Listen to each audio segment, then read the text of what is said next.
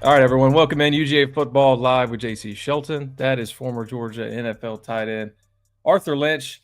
Guys, already was all SEC once first team all SEC once back in the day. And he sat here on this show last week and we were talking about this Georgia Mississippi State game, just trap game central. I think that was the title of the show last week because it had all the makings of it. And Georgia comes in and happens to play the brand of Georgia football that we haven't seen in at least a year.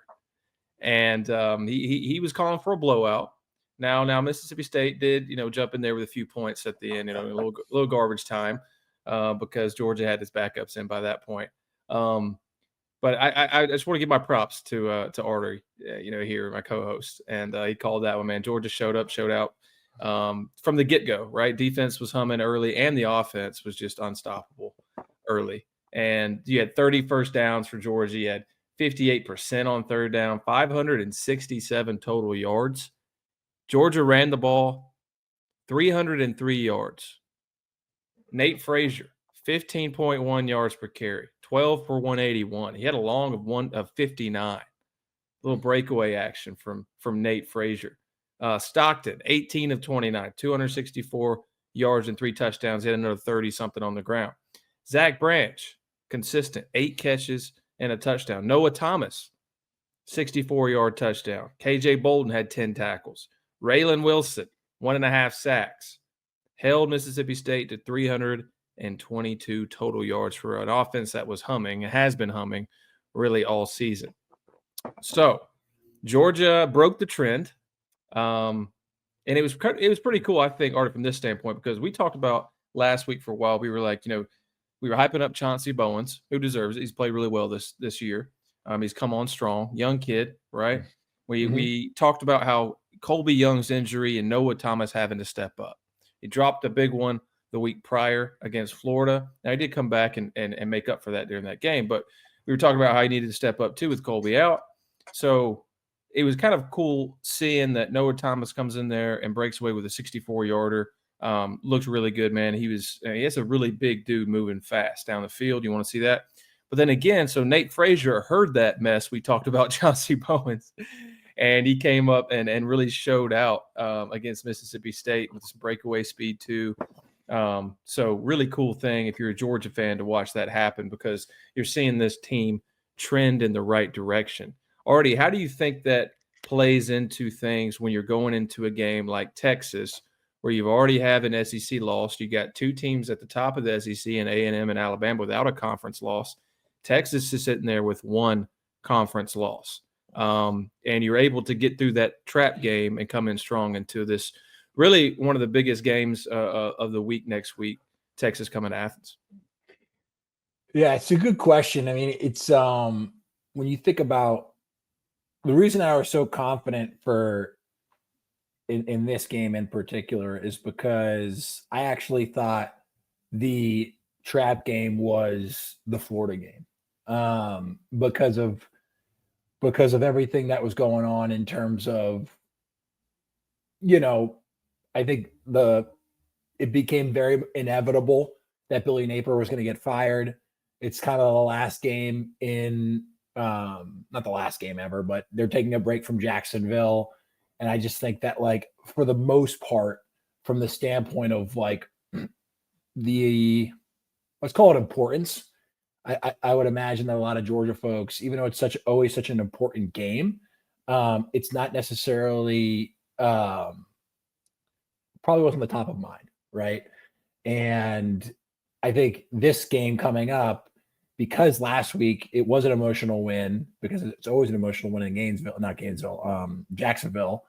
I thought Kirby was going to be pretty like on message all week with his team. Now it's like, I don't know what that message was. My guess was like, hey, like, we can't get to where we want to go unless we play better than we did last week, right? Like, we basically went toe to toe with a team that has talent, but for lack of a better word, was reeling, and has been reeling for past couple of years. I'm talking about Florida. And so I think moving forward, I was very confident in this game because I was like, they're going to get their act together, because they know that they have to be, at midseason form. And we're a little bit, I would say, past midseason at this point. to go receive and welcome University of Texas to Athens and beat them, right? And like, if you don't think about it, if you take a step back and kind of look at the messaging on the other side of the field, right? Or excuse me, yeah, we'll call it that, the other side of the field with Texas. We've beaten up Texas pretty good now, like in some national spotlights and their home field in Atlanta, right? I think the last time, and correct me if I'm wrong, we got the worst end of that battle was when Uga got, nearly, horned by the Bevo. Yeah. And I think that was in 2019. And the head coach was, what was his Herman? name? Tom Herman, yeah. Right? And the quarterback was that kind of like Tebow-like kid. Is it Eckler? Not Eckler. Who was not it? Eckler, Ellinger. Come on. Who was a great player. Like, I'm not knocking him. Like, a Tebow light is a pretty good compliment if you ask me. That was the Texas is back speech, right? After to be fair, they won the Sugar Bowl against a really good team, a team whose DNA was all over that 2021, national championship team, right? Mm-hmm. So like, and this was a long-winded way of saying, like, I think Texas is actually also in midseason form. I think they were trying to find their identity early on. I think a lot of people, and you and I talked about this briefly, I think last week, about Arch Manning. I actually think Arch Manning is playing his best football right now. And to his credit, went through some adversity, both physical, psychological, and just, on the field. And in my opinion, has come out on the other side a better football player for it, which leads me to believe that this moment coming up is not too big for him at this point. So, and I think Kirby knows that. Like, Kirby's a very high emotionally intelligent person, and you have to be a very good and elite football coach, just at any level. And so I'm super excited to kind of see this game, because I think both teams are playing their best football, A, and I think B, they both understand the magnitude of what this game means. Georgia has some room to breathe, I think, because just the nature of where the college football landscape is right now. Right. It's their last Texas SEC game, right? Right. No, you're right. You said it right there. There's Georgia's last SEC game, right? You got Charlotte, who's won one game this season, and then you go and you play Tech and Mercedes. For Texas, you got this game, and then you have to play A&M. Oh, dude, like they and they know that, though. So I think when Texas sees that, they're going to have extra motivation. They're going to be extra focused, right? I think Sark has done a good job of probably quelling whatever those rumors are, and I actually think they're, I don't think there's a lot of merit to the rumors of him going to the NFL, and it just never made sense. But that being said, I think this is going to be a really tough opponent. It was going to be a tough game no matter what, because there's going to be so much noise around it. But you think about how big, I remember how big it was when, like, we went to Missouri for the first time in 2012 when Missouri entered the SEC, and how big of a deal that was, right? And it was Missouri, and they were a good football team, but they weren't Texas, you know what I mean? And I think when you're welcoming a University of Texas, albeit it's not the first year that they're in the SEC, it is the first time that, like, this is a historic, like, globally recognized college football brand that's coming into University of Georgia, into Athens for the first time. Arch Manning, like, another Manning wearing, like, in an orange UT. It's like there's so many cool storylines behind it, and so I'm excited to watch it. As you and I discussed offline, I canceled my YouTube TV subscription. I'm now on ESPN bundle just so I can watch it. But I think it's I think they did a really good job this week taking care of business, but I think this week, is going to be as close to a coin flip as we're going to see so far between two powerhouses, because I think Texas is playing very good football, but to the credit of University of Georgia staff, Kirby and company, it's like, so are we. Yeah. And we'll get into that Texas game too and talk about those things that you mentioned and kind of break those down. So last thing I want to mention on this Mississippi State game, two things. So one, 900th win in Georgia football history, the 9th program to do so in college football. Very cool. You wonder the motivation for the Mississippi State game on the road at noon, 11 a.m. local kick after an emotional win against your hated rival in Florida. And you heard the players, especially Nate Frazier, kind of expand upon after the game, Kirby Smart as well, about a Georgia football staffer who unfortunately and sadly passed away, Miss Kim. Now, one of those people in a football facility that is just a positive sponge, right? And motivated these players and coaches every day. They're at 5:30 a.m. every day in the football facility.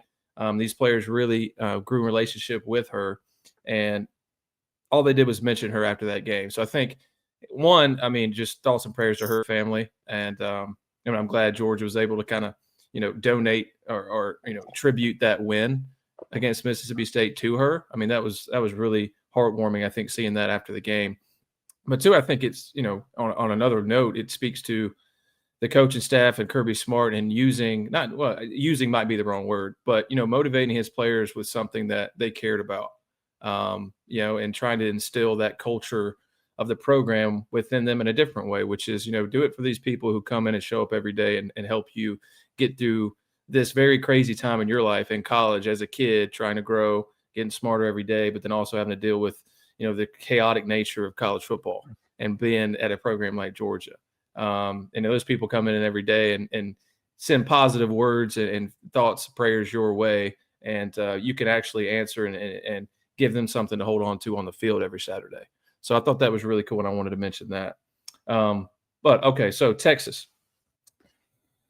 All right, so you said they're playing their best football. I agree. We mentioned a little bit last week, kind of as a foreshadowing to this game that we knew was going to come up. Manning has grown into a competent SEC starter, right? And I think he's only going to get better.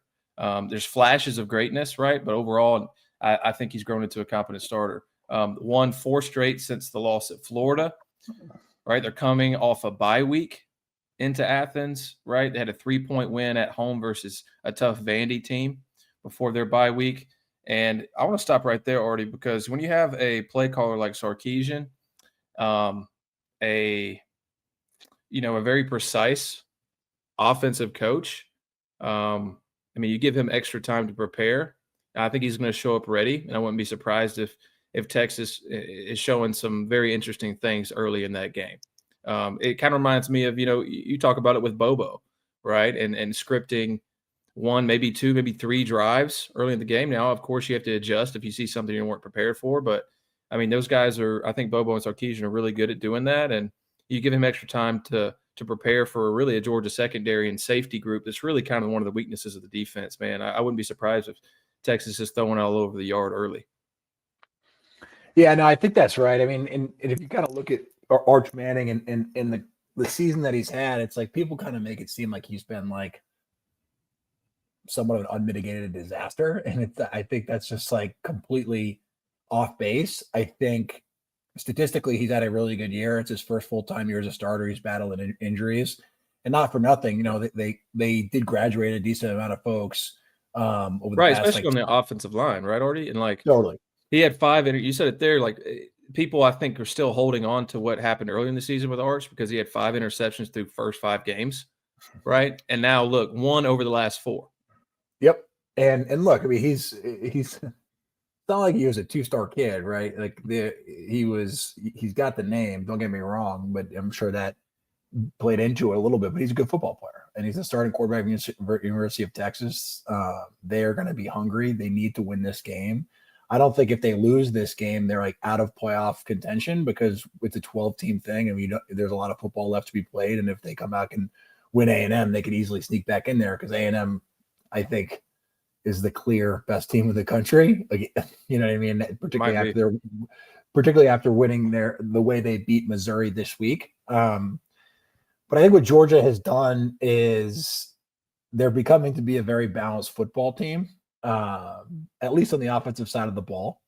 They're throwing the ball more, they're throwing it well. And I think they're really, really understanding that this is a run first football team, not in the sense of because their pass game is weak and they don't have the weapons. On the contrary, I think their receiving core, tight end and receiver included, is playing at a much higher level this year than they have the previous 2. And I think that goes a long way for Gunnar Stockton, who I don't really consider a young quarterback anymore. I think he's got confidence. He's able to run. He's tough. He's got the trust of his team. Obviously, defensively, it's probably not as consistent as it has been in years past. CJ Allen is a stud. He's going to make plays. But at least what we saw this past weekend is that the offense has the firepower to put a lot of points on the board. And what we saw, I believe it was 2 weeks ago with Ole Miss, or was it 3 weeks? 3 weeks ago, excuse me, in Ole Miss. I guess that's 4 weeks ago because there's a bye, right? But we can win in a shootout. And understanding what you were talking about with Sark, understanding that Arch Manning does have the ability to air it out efficiently with like anybody, like the best, some of the best quarterbacks in the country. We might be in a situation where it's a 45-42 football game. You know what I mean? It comes down to the last play of the game. I don't necessarily think this is going to be like it was week 1 against Ohio State, right? Mm-hmm. Where young quarterbacks are kind of deadlocked in a defensive battle. I think it's going to be, you have 2 seasoned quarterbacks who have gained the respect and the trust of their teams. And those teams have developed, the playmakers they have on the roster to be playmakers for their teams, right? And both are playing their best football. So I actually expect it to be kind of probably a high-scoring game and pretty fun one to watch. But we'll see how it goes. You know what I mean? Fundamentally, we got to play the football game. But I think the storylines are making up for a fun shootout, I think. Yeah, absolutely.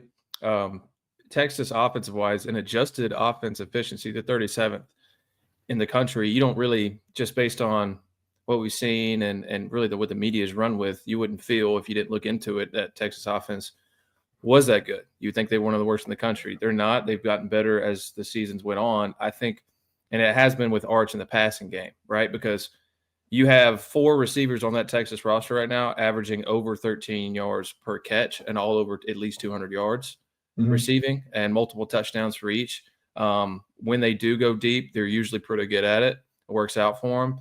Where it hasn't worked out for them, and I think it's his offensive line thing. I mean, and partly on Arch Manning for just being a young guy and getting his first season as the guy and holding on the ball too long, which he especially did through the first part of the season, is he has 18 sacks. And also that they're only running for 3.9 yards per carry overall.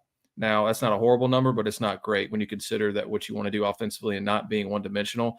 So Texas, unfortunately, for Longhorns fans, when they have gotten to those games where they're going to lose or in a tough shootout with a team that doesn't have as much talent, so they can't run the ball. And you become one-dimensional. So I think that's where Georgia can get some advantage there and to force Arch Manning to beat him with his arm. And I think that's what Kirby Smart wants them to do. You're going to win some and lose some there, and you hope that your defense is able to get off the field at the right times, which they have done most of the year, and especially last week against Mississippi State. You think all things considered, Georgia, and that's what I wanted to see personally from that team, was run the ball early and run it well, and they did. And then what does that do on defense, right? It gives you opportunities to rest a little bit more to get ready for the next drive, and then Georgia was able to get off the field early against Mississippi State. So it allowed you to kind of coast, which is all things considered really good going into this game. I think for a defense-wise, Texas, man, they're really good, right? They're number 10 in adjusted defensive efficiency. And if you wonder what that is adjustment to group of 5 teams and garbage time, right? So it's basically analyzing that team and that unit in pressure situations against good teams, and they're number 10 in the country. So they get after the quarterback already. That's what we saw last year too. These two teams, Georgia and Texas, both were getting after each other in the backfield. And you got some really good players on that side. And that's what we were thinking. That's why Texas was so highly preseason rated, which, one, everybody was thinking Arch Manning was going to be, Jesus.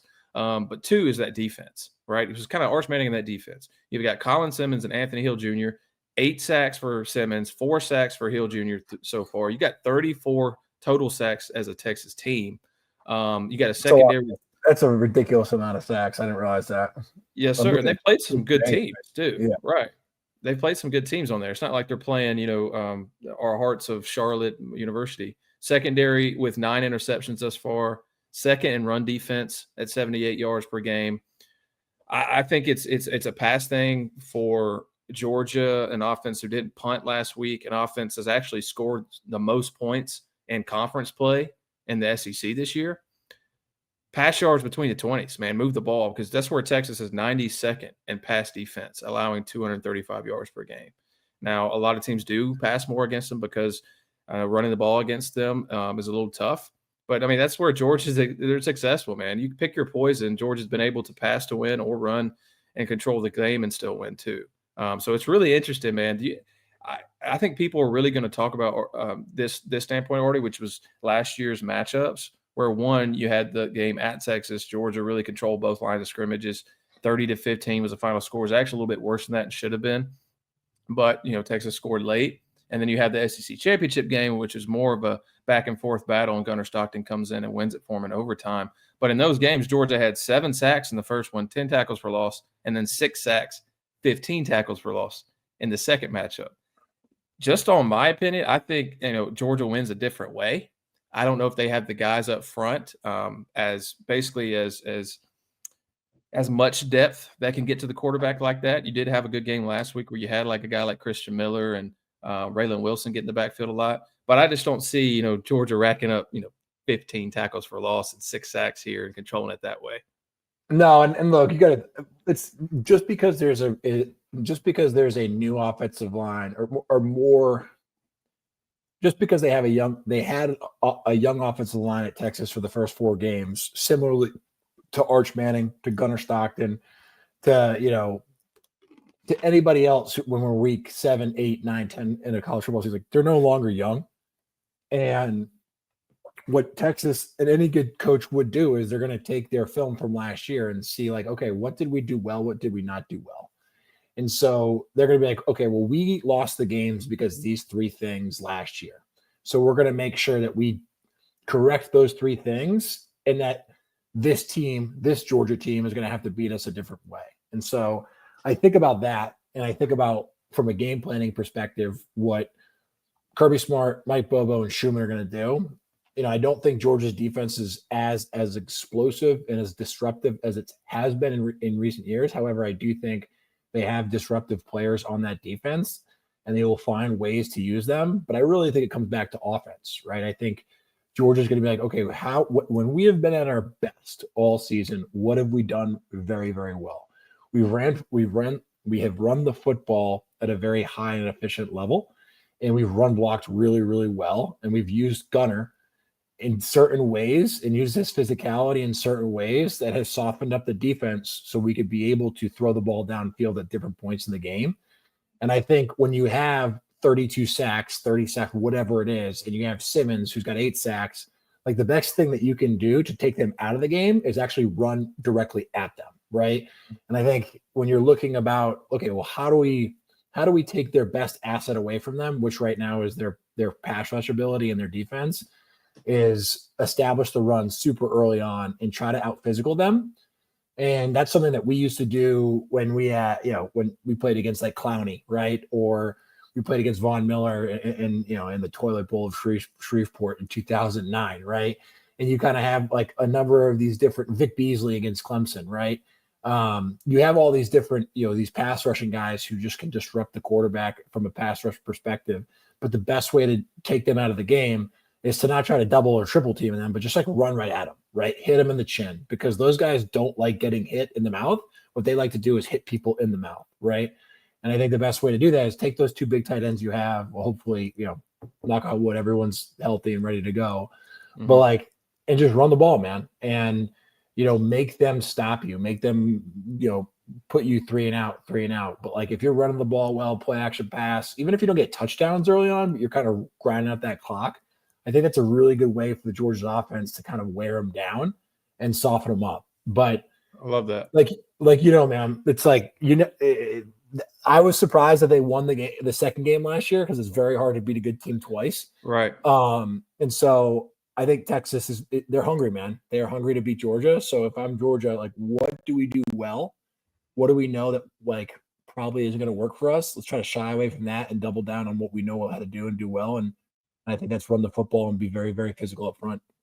Dude, put me in, coach. Let me run through a brick wall already. I love that. 100%, man. Dude, definitely. Because that's what if you all boil down to it, and this is like Georgia fans, I guess, around my age and more, I guess. We didn't really start airing it out unless you're Aaron Murray and Artie Lynch and Travaris King and those guys. We didn't start airing it out like that until maybe Stetson Bennett later in the 21. Yeah, it's true, dude. 100%. But I grew up, man, when we were running the ball for 200 yards a game, 250, 300, that's where I was having fun watching Georgia football, because you had Man, some really great running backs and tight ends that were blocking their butts off. So that's what I like to watch.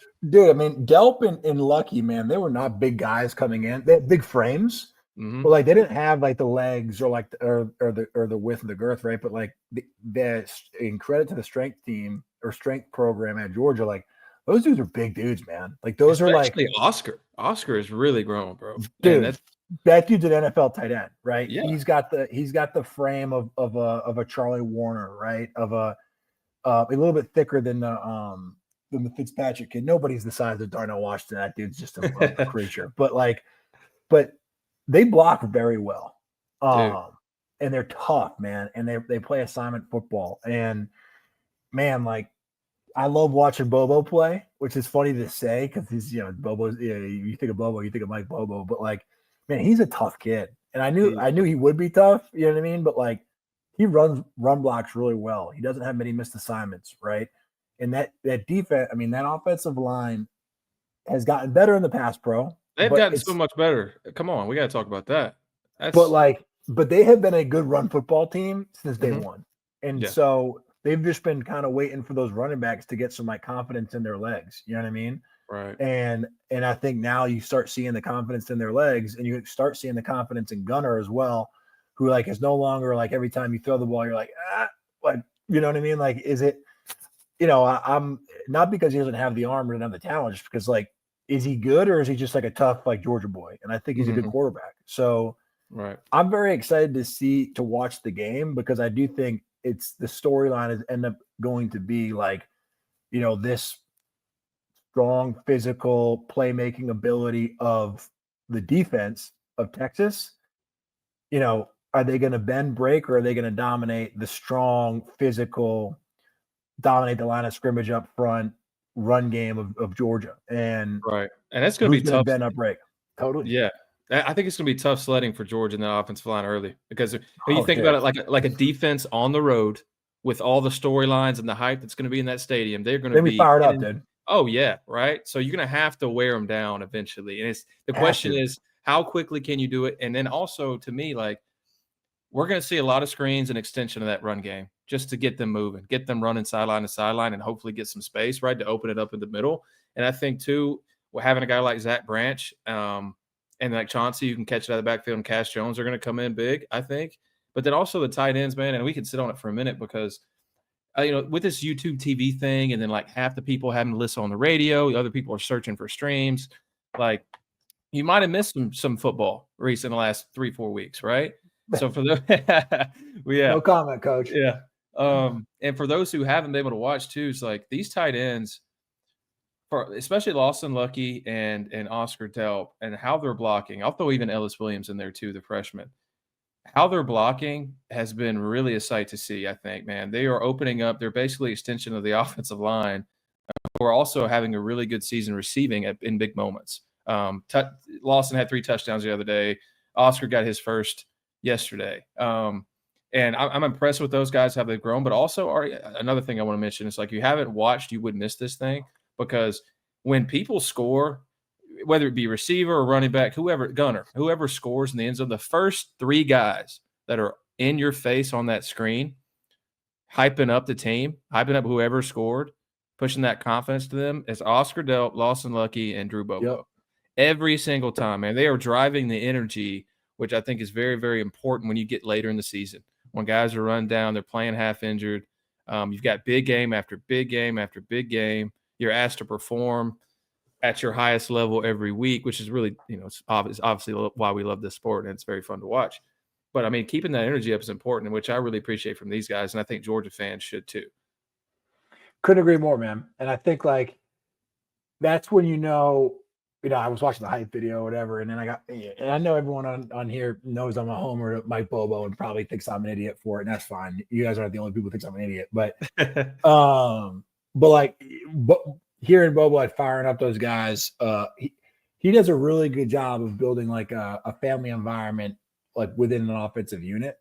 And I mean, you do love Georgia, man. You just love Georgia, and you could tell that these guys love playing for each other, because I think a lot of them have when I say a lot of them, I'm talking about the Georgia football team. Like we're now a couple of years removed from the national championship teams, from Stetson Bennett, from that kind of like miraculous run that we went on, right? And so I think a lot of these guys who were either there were super young and didn't play a lot, or kind of watched and came to Georgia to keep that run alive. So it's while they play for Georgia and they've had success, they've won a lot of football games, they realize that they're kind of like competing in order to kind of write their own legacy in history. And so they're playing for each other, not really playing to like defend the hill, if you will. Right. And I think when you're playing in that way and you're kind of like, hey, let's make our own path, let's make our own story. It's us versus like the world type mentality. That's when you start really like building that fellowship, if you will, within a team. And so there's a selflessness that comes with that, because you guys are like, I don't really care if I catch 0 passes or I catch 10 passes as a tight end. Like if we're winning the game, and that was always my mindset too, is like, as long as we're winning the game, man, like I could care less, because it's like I get so much anxiety about what it will feel like to lose and like letting down not just your teammates, but like also your coaches and just the larger community of Georgia fans in the university. And I think you see that with this team, which is like super important and a key ingredient in order to have success as a football team, particularly when people are trying to like carve their own path of like what type of players they're going to be. Because there's really no like star. CJ Allen's probably the biggest star, and then Branch is probably the second. Yeah. But there's no like, that's a dude. There are dudes, but you get what I'm saying. Like there's no Todd Gurley, AJ Green, Nick Chubb, Sony Michel, Great. They're greats. Great. You know what I mean? The greats, right? Bowers, right? And so I think that's super important. And sometimes those teams end up being the best teams. It's just they're not like the most dominant early on, because they're kind of going through these different levels of these different evolutions over the course of a season. Mm-hmm. But as long as the trend is up and to the right, you typically see them at the end of the year having a lot of success. So hopefully we're at the point where that they keep coming together as a unit in all 3 phases of the game and playing some good football. But right, especially defensively, right? Because totally. And we're talking about those same, team dynamics on offense. We were just talking about with the tight ends too, and Drew Bobo. So like on defense, you mentioned him there, like CJ Allen and Raylan Wilson, those linebackers, which is the best group on this Georgia defense and one of the top in the country as far as units. Those are the energy drivers, the coaches on the field, the guys that have to. And it's even more, I think, more challenging maybe for them this season, because they haven't lived up to the Georgia defensive standard, which is talked about by every single Georgia team year and year. Even if it's new players, we have a standard. We have a standard. Nobody gets in our end zone. Well, a lot of people have been in your end zone this year. Yeah, totally. So you have to stay confident and, take those L's, man, and bounce back, right? So, and I'm proud of how they've kind of grown this year defensively and getting better week to week. You're going to come in with some big challenges here in the postseason. And especially, it's not important for us to look over this Texas team, but, Georgia Tech, that's going to be a heck of a game. And you're going to get punched in the mouth by that Georgia Tech offense. Yeah. The DNA, and we could talk about this when we get to it. I'm excited about that because, I've been a fan of Brent Key for a couple of years now. But the DNA of Georgia Tech and the DNA of Georgia are not that different, right? Like they play a similar game. And Hanks King is, he is a tough kid. He's got more miles on his body than Gunner, but Gunner and him have a lot of the similar traits, I would say, as a quarterback. And again, we'll have plenty of time to talk about that game, but I think, Georgia has a really awesome opportunity this week. It's not make or break for their season, but, I think it could really solidify them and put them in a great position moving forward from a momentum perspective, but also ranking in the top 12. Cause it looks like Alabama, this would be a good segue to talk about some of the other slates this weekend. Oh yeah. Yeah. We can do that. And we'll look at the CFP rankings a little bit too. Go ahead. Yeah. But I think this is it'll be a unique opportunity for them because we're in the final stretch of the regular season at this point. Yeah, and the fan base, man, the fan base would love to point 3-0 against Texas in the SEC. 100%, dude. They can't wait for that. Excited to see it. So let's pick that game real quick, Artie. Texas at Georgia. Georgia's 6.5-point home favorite sitting on Sunday, November 9th. So the line's probably going to move either way. I could see it moving a little bit. I don't think much, but I think it's going to be a closer game. When you look at, obviously Georgia against really good teams, it's all been close. Also Texas, and I have a stat here for you on that. Let me find it real quick. So Texas' last 3 wins have featured 2 3-point wins and 1 win by touchdown, and that was against Mississippi State. I think it's going to be close. Give me Texas to cover the 6.5. I think Georgia wins, but yeah, that's what I'm going with. What do you think there, Artie? Let me give you a score on that then. I could see it high scoring. I just don't know. Defensively, Texas is tough, and I think Georgia played pretty good last week too. Arch Manning, he can hold the ball at times. Man, give me Georgia 28, Texas 24. Damn. Okay. So I agree. I think it'll be a close game. I think Georgia will not cover. I think Texas will cover rather. But I actually think it's going to be a bit of a shootout, but towards the end. Okay. Right? I think of like the Oregon Penn State game from earlier in the season, where it's kind of a defensive. I think it's going to be a defensive battle. Probably like an 18, 15, or excuse me, like a 17, 14 game and a half or something, where it's like a lot of running some running touchdown, a lot of running, a lot of like moving the ball back and forth, blah, blah, blah, but not a lot of like, breakout scores. And I think they're going to wear each other down. And then by the second half, both teams are going to open it up, and you're going to see, 2 worn down defenses a little bit, not be able to kind of like keep up with offenses that really at this point, any given moment, can score big. So I actually think it's going to end up being like a 38-35 Georgia win, or like 41-38. So something kind of similar score to what we had with Ole Miss, but I just think it's going to break out in the second half. So it's probably going to be not a boring game, but like a physical, tough first half, not a lot of scoring, and then the second half is just going to turn it, right? Yeah. Both teams will make adjustments. Defense will be worn down a little bit, but I do think Georgia wins, mainly because it's a home game. I think it's going to just be I think Georgia's going to be able to lean into that home crowd. It's been a couple of weeks since they've been played at home. They've kind of gone on the road. And I think Texas ultimately will keep it close. But they're not going to do enough to win the football game, in my opinion.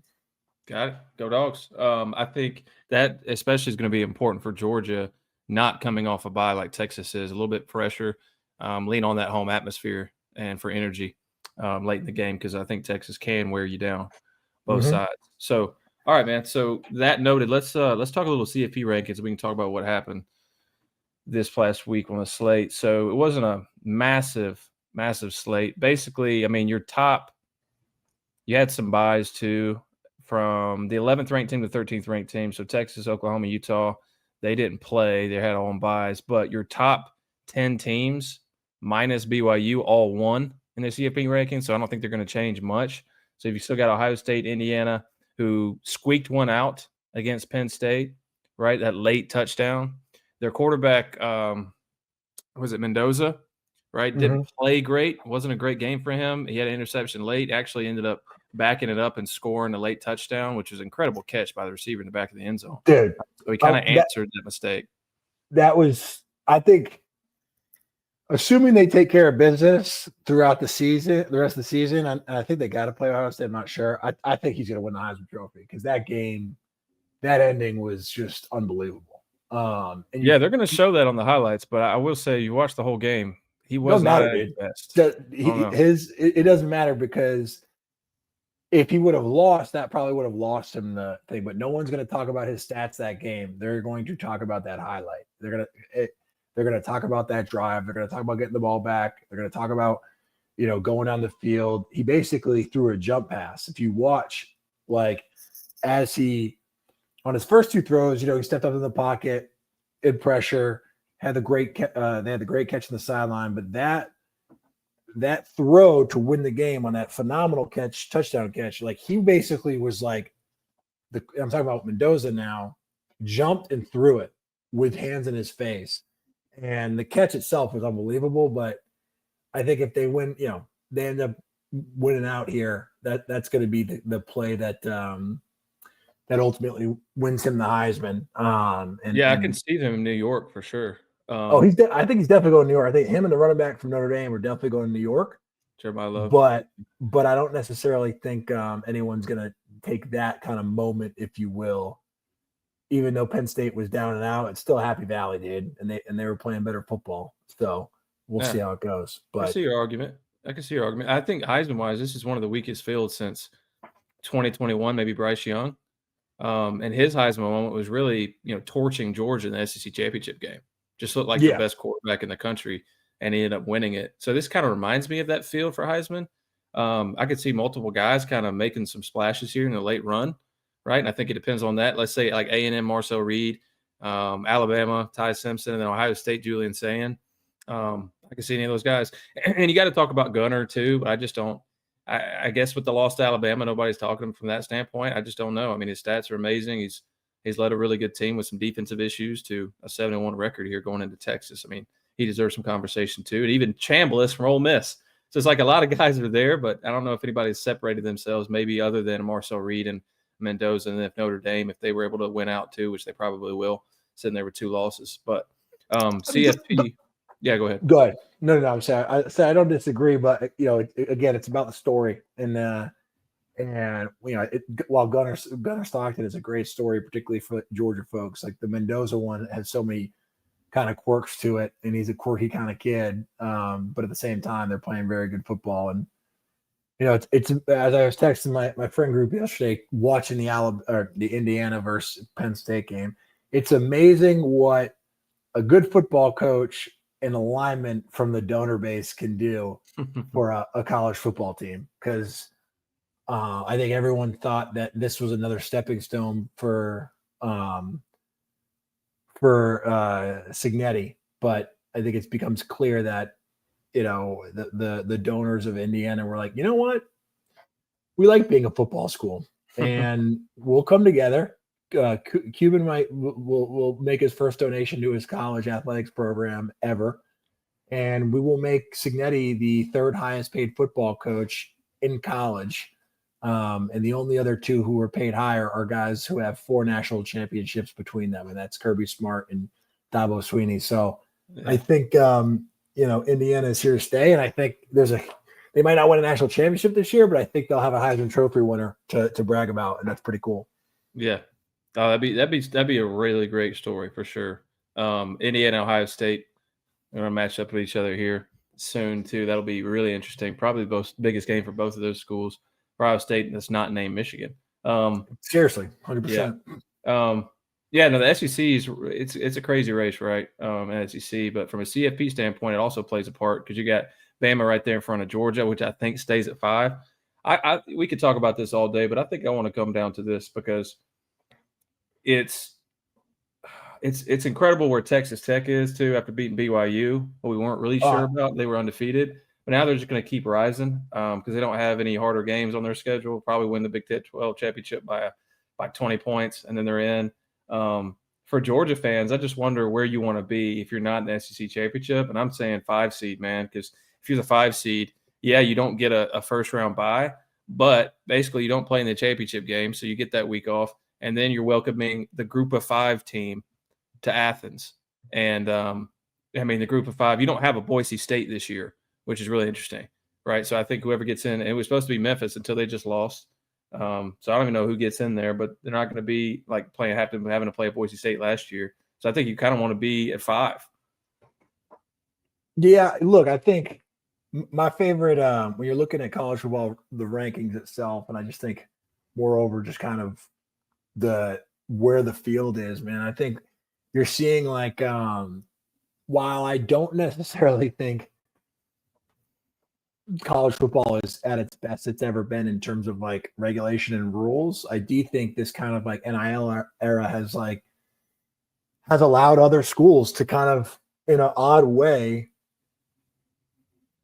punch above their historic weight.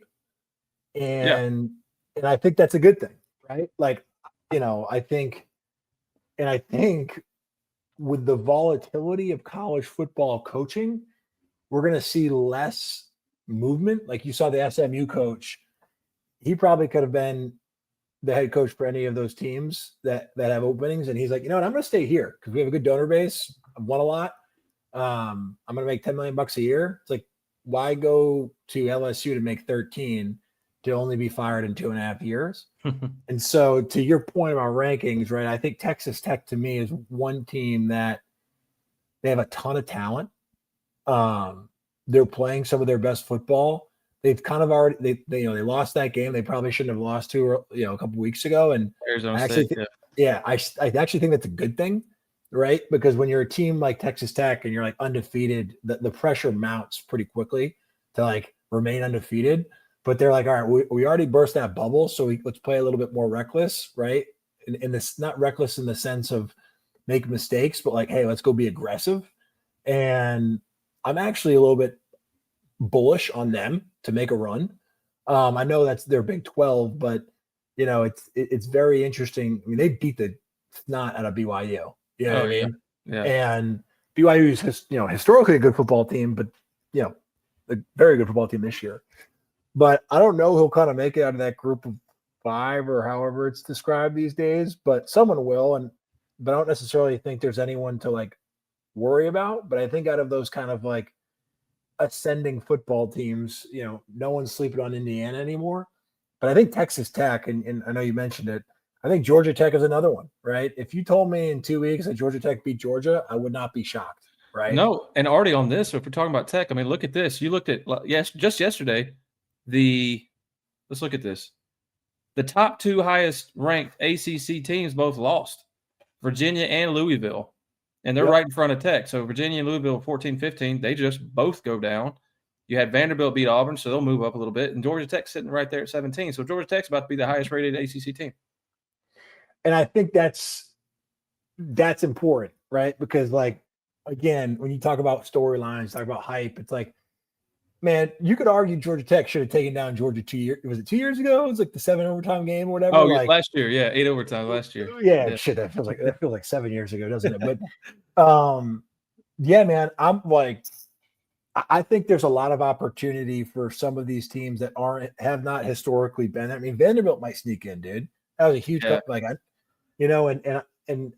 and I know people don't want to expand the playoff. I get it. I hear you, but at the same time, I think what I like the idea of more teams getting opportunities at the show being the national championship. So we'll see. I think Texas Tech, bullish on them. I think Oregon, people quietly keep forgetting about them. I don't know. I watched them play Iowa, man, and it was the typical at Iowa game. And it was also raining and bad weather. Oh, dude, it was miserable. You got to consider those things. But I watched them and I was just like, because, for example, Artie, they ran the ball for like almost 400 yards, and they still only scored 18 points. And they would get to the red zone, they're still not utilizing play action. What I was like, is there something wrong with Dante Moore? Do you not have receivers that can get open? I just didn't know what I was watching. No, I know. I'm just saying, a well-coached football team, so we'll see. But I don't know, man. They are. They're right there. They're right there. They'll probably get in and going out. And Notre Dame's definitely going to be in. And yeah, Notre Dame is. They're playing better. Of course they are. They're not playing that many good teams anymore. They played their biggest games. No, the Navy's probably the best game they played in about 8 weeks. But yeah, it'll be the best game they play the rest of the season. I think they might play. They might play Pitt. That's about it. They got Pitt. I think they got USC, but do they? Oh yeah, they have to, right? That's a rivalry. You know who ended up might be in is James Madison. I saw they won again. They ended up might be in the team that's like the group of 5. Like I think so. Only because I'm looking at it right now. It looks like Cincinnati is the one. No, because they're Big 12, right? Yes, right. Yeah, I believe so. So, which would be kind of cool for James Madison. And don't sleep on James Madison because Bob Chesney is their football coach. Bob Chesney is a Pennsylvania guy. He coached at a D3 school about 30 minutes from my house called Salve Regina, which I don't even know had football. And he ended up winning like 3 league titles there. Then went to a Division II called Assumption, which is, fun fact, where Brian Kelly played college football and coached softball and was a defensive coordinator there right out of college. And then won league championships there, and then went to Holy Cross, a 1AA Catholic school in Massachusetts. A lot of people thought he should have got the BC job, but he took over for Signetti at James Madison. He's a hell of a football coach. They're going to go on a run. He's probably going to get the Penn State job, but just keep them, would not sleep on James Madison to be the team that ultimately gets in from the group of 5. I don't think they'll make some noise there, but I think I saw they won again this week. They were not, they'll be ranked probably in the top 25. I know they are in their coaches poll right now, so we'll see. Right. So it's shaping up to be a very, very fun ending to the season. When we'd love to see that. You heard it here first. James Madison, college football playoff. Mr. Chesney, getting the Penn State job. You heard it here. If I was LSU, I'd bring that LSU, but he'll be a Penn Stater. Slim pickings in the coaching carousel this year. All right, you say that, Coach. He's big time. All right, I heard you. We hear you. All right, guys. Thanks for joining us. UJ Football Live, YouTube, Twitter, also wherever you get your podcast, audio wise. Check out UGA Live. That's the promo code on the NIL store, Georgia NIL store. Get 20% off your order using that code. Gunner Stockton merch. All those players we talked about today from the Georgia Bulldogs are on there. So go check them out, support them, and support Georgia as well. Artie, it's great to talk to you, man. I can't wait for next week. We'll see what happens. Georgia, Texas. In Athens, nighttime kick as well. So it's going to be a really, really fun game, and the energy is going to be palpable, I'm sure. So ready for that one. We'll see what happens, man. Go Dogs.